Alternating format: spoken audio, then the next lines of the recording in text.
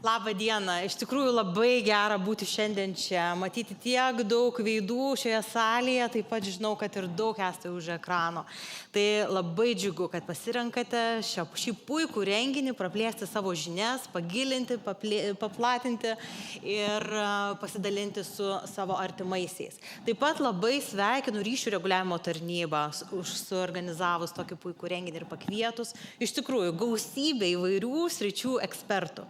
Tai aš esu Neringa Gaubienė, esu teisininkė ir mane visada stebino, kodėl teisininkus palieka į pačią pabaigą, ar ne, kai jau visi šiek tiek pavargę ir žinote, kad aš tikrai jums pasakosiu apie teisės normas, apie reguliavimą, kas kartais būna neypatingai įdomu. Bet pabandykime šiandien kažkaip įdomiai tai pristatyti. Dar norėčiau pasakyti, kad man maloniausiai save pristatyti kaip mokslininkė. Iš Vilniaus universiteto teisės fakulteto, kur dėstau kursą apie skaitmenizaciją ir teisę, kur bendrauju su studentais, šviečiu ir dalintis su jumis šiomis žiniomis.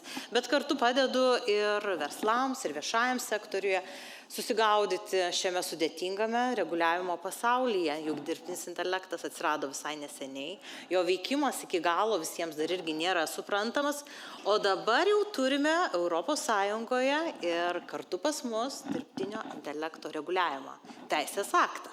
Pabandysime šiandien jį suprasti. Nekviesiu jūsų visko iš karto sužinoti, nes dirbtinio intelekto aktas 200 puslapių.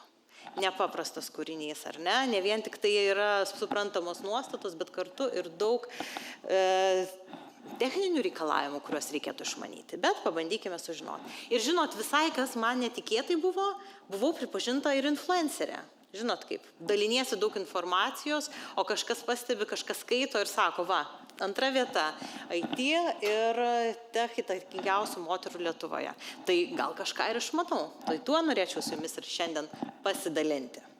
Keliaujame toliau. Paklausiu jūsų auditorijoje, kas nesinaudojate savo darbiniais tikslais dirbtinio intelekto? Ar turime tokių? Ar ne? Didžioji dalis sako, nesinaudojam. Taip, bet iš tikrųjų mes jau nebegalim sakyti, kad mes nesinaudojam dirbtinio intelekto. Nėra jau tokios situacijos, kad mes sakytumėm, nesam visiškai prisilietę. Na, pavyzdžiui, Google paiešką įvedate, ar ne? Ir jums išmeta mažą santraukėlę tokia dirbtinio intelekto technologijos. Štai ir pasinaudojate dirbtinio intelekto technologiją. Klausotės muzikos, ar ne? Ir paskui žiūrite toliau, jums pasiūlo kitą kūrinį, kurį galėtumėt paklausti. Štai ir vėl pasinaudojate dirbtinio intelekto technologiją, keliaujame toliau. Reikia kažkur keliauti, surasti, nežinau, polikliniką, teismo rūmus ar kitą instituciją, ar ne? Į Google Maps pasižiūrite, arba Vazi, kaip surasti gerą kelią. Vėlgi dirbtinis intelektas jau tapo jūsų įrankiu, kuriuo jūs naudojatės. Todėl sakyti, kad mes dabar nebesinaudojam dirbtiniu intelektu, būtų neteisinga. Gerai, šiek tiek statistikos. Tai 7 iš 10 žmonių Lietuvoje jau naudojasi dirbtinio intelekto technologiją, ar ne? Labai panaši statistika yra mūsų kaimyninėse šalyse. Tai galime sakyti, kad iš tikrųjų skaitmenizacija mūsų labai ženkliai palietė mūsų visuomenę ir mūsų atliekamus darbus. Atsirado ši technologija, kaip sakau, mes šios technologijos jau nebegalime atmatyti, jau jos tikrai nebus, kad nebesinaudosime, bet kartu atėjo ir labai daug iššūkių. Žmonės per daug pradeda pasitikėti šią technologiją. Na, paklausiu apie ligas, paklausiu ir teisinių konsultacijų, jau vieną kartą pasirodė visai neblogai, kitą kartą vėlgi ir neblogai, jau trečią kartą jau net nekvestionuoja, tai teisinga ar neteisinga. Tada skaidrumo ir patikimumo stoka. Iš tikrųjų, ar dirbtinio intelekto sugeneruotas turinys yra tiesa, ar visada tiesa, kaip reikėtų nustatyti. Keliaujame toliau, asmens duomenų apsauga. Dažnai būna žmonės į dirbtinio intelekto užklausą įmeta ir savo asmens duomenis. Savo vaikų nuotraukas, ar ne, kitą konfidencialią privačią informaciją. Ar tai yra saugu? Kur keliauja mūsų užklausos, ar ne? Juk ne mūsų kompiuteryse sėdi dirbtinis intelektas, o kažkur toli, net už Atlanto. Ar jie kažkur deda tos duomenis? Daug ir šitų ir kitokių rizikų atsiranda su šia technologija ir mes turime šias rizikas įvaldyti, suprasti ir joms nepasiduoti. Keliaujame toliau. Vėlgi, kolega Vilius, kuris pirmas skaitė pranešimą, šiandien kalbėjo apie stabdžius, apie greitį ir panašiai, ir aš pratęsiu šią mintį.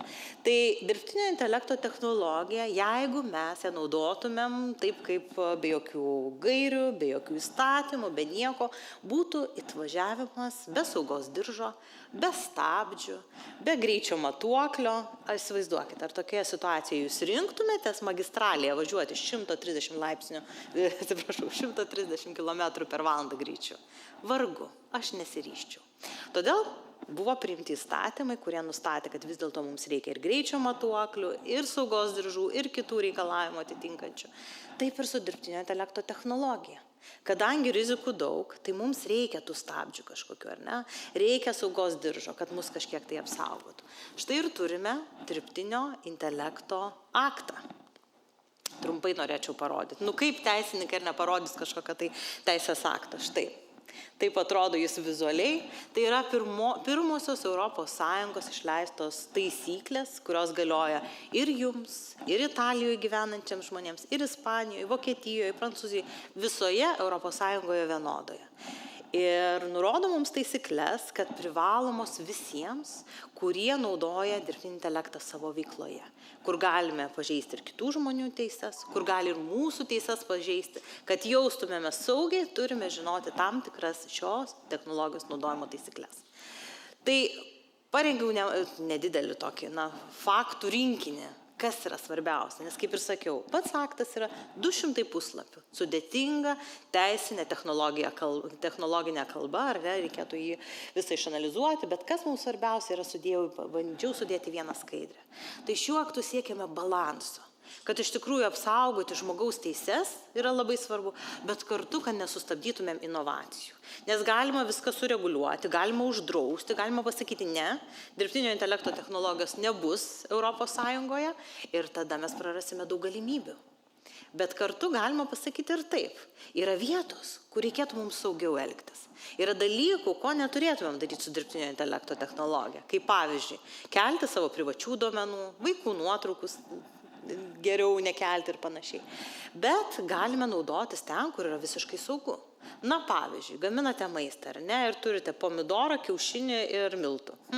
Įdomu, ką būtų galima su šito rinkinio padaryti ir neateina minčių taip greitai.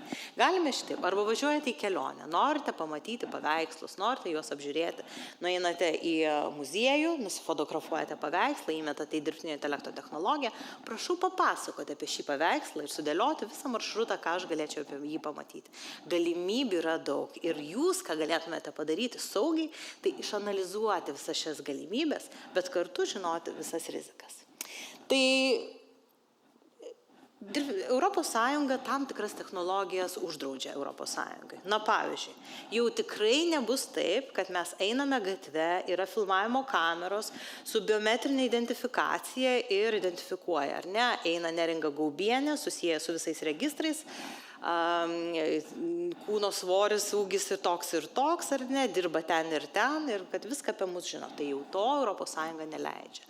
Arba, pavyzdžiui, ES neleidžia manipuliacijų, reklama, kur, pavyzdžiui, pasako, kad, įdėgia į reklamą kažkokį jūsų psichiką veikiančią programėlę arba. Tai tokių dalykų nebus. Bet kitoms, kaip pavyzdžiui, dėlės rizikos sistemoms, tokioms kaip medicinoje, diagnostikoje, teisėje, jeigu reikėtų priiminėti teismo sprendimus, kartu pasitelkiant ir dirbtinio intelekto technologiją. Tai ES laiko didelės rizikos sistemoms ir joms numato, kad jos turi atitikti labai griežtus ES reikalavimus.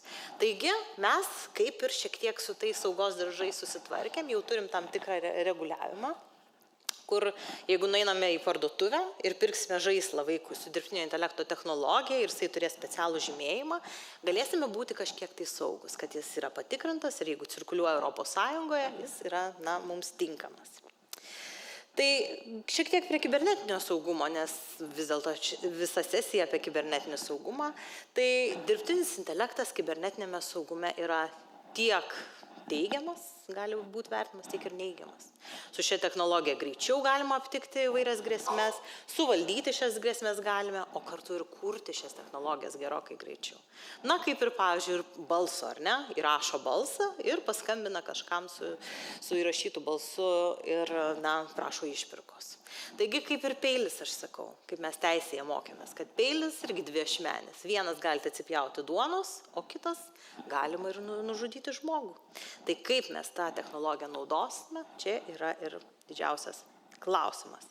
Dar vienas dalykas, ką norėčiau pasidalinti, iš tikrųjų atkreipti dėmesį, vėlgi tokia mokslinė informacija, bet tikrai labai svarbi. Per didelis dirbtinio intelekto technologijos naudojimas silpnina mūsų smegenis, mūsų atmintį ir galbūt, na, mūsų kūrybiškumą sumažina. Toks buvo atliktas tyrimas, parodęs, kad vis dėlto mažiau neuronų, mažiau jungčių, mažiau įsižiebimų mūsų smegenėje atsitinka naudojant šią technologiją per dažnai. Todėl mums žinutė yra, kad nepameskime savo kūrybiškumo ir skatinkime savo tą aštrų protą. Na, pavyzdžiui, ne iš karto prašykime technologijas, sugeneruok man pateik kažką, bet pirmiausiai sugalvokime patys, ar ne? Kaip geriausiai aš tai galėčiau padaryti ir tada paprašykime šios technologijos pakritikuoti, ar ne, paoponuoti, arba parašyti, kaip būtų galima patobulinti. Tai įvairiausių tokių, taigi aštrinkime savo smegenis, aštrinkime savo pieštukus, ar ne, ir braižykime, pieškime ir darykime, bet kartu pasitelkime šią technologiją patobulinimui, pagerinimui, ką galėtumėm ją ir pasitelkti. Tai dar norėjau pasakyti, kairėje dešinėje jūs matote, ne, kairėje pusėje matote Mira Murati, buvusi OpenAI technologijų vadovė. Tai tas žmogus, kuris turbūt daugiausiai prisidėjo prie ChatGPT sukūrimo. Ir jinai išėjo jau iš ChatGPT ir įkūrė Thinking Machine Labs, kas reiškia, kad mąstančių mašinų laboratorija. O mes su kolegomis juokiamės. Reikia nemąstančių mašinų laboratorijos. Reikia kurti mąstančių žmonių laboratoriją. Nepameskime savo mąstymo ir skatinkime jį dar labiau. Ir ši technologija prie to mąstymo ir gali prisidėti, jeigu ją naudosime tinkamai, proporcingai ir pirmiausiai pagalvosime patys. Tai kelios mintis išsinešimai. Tai atsakingas dirbtinio intelekto technologijos naudojimas prasideda ne nuo technologijų, bet nuo mūsų pačių. Ne technologijos turi būti labai saugios, užtikrintos ir panašiai, bet kaip mes jas naudojame. Jeigu naudosime saugiai, žinosime rizikas, nekelsime ko nereikia ir kritiškai vertinsime sugeneruotą turinį, mes galėsime sakyti, kad ši technologija tarnauja mums. Keliaujame toliau. Tai technologijos keisis.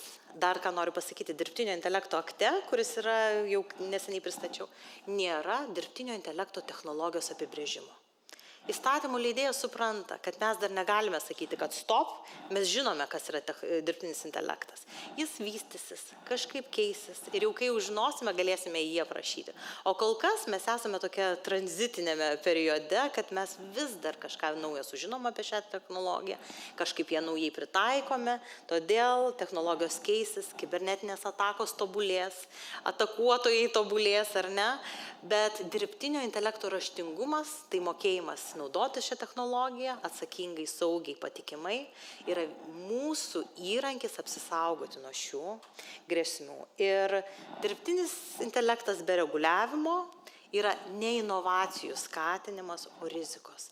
Tai apsisaugokime nuo tų rizikų, naudokime tinkamai, gilinkime savo žinias, ką jūs šiandien ir darote ir labai to džiaugiuosi, ir bendraukime. Jeigu turėsite klausimų, mielai galėsiu juos atsakyti, galite prisijungti ir pasiekti mane LinkedIn paskyroje, kas turite, galite ir parašyti, mielai dalinuosi informaciją, būkime saugus, naudokime galimybėmis, nepamirškime rizikų ir įsisavinkime tai, kas yra geriausia. Tai ačiū labai, geros jums dienos ir linkiu puikaus ateinančio pranešimo. Tai ačiū. Neringa Gobienė, paplokim. Ačiū, ačiū, ačiū.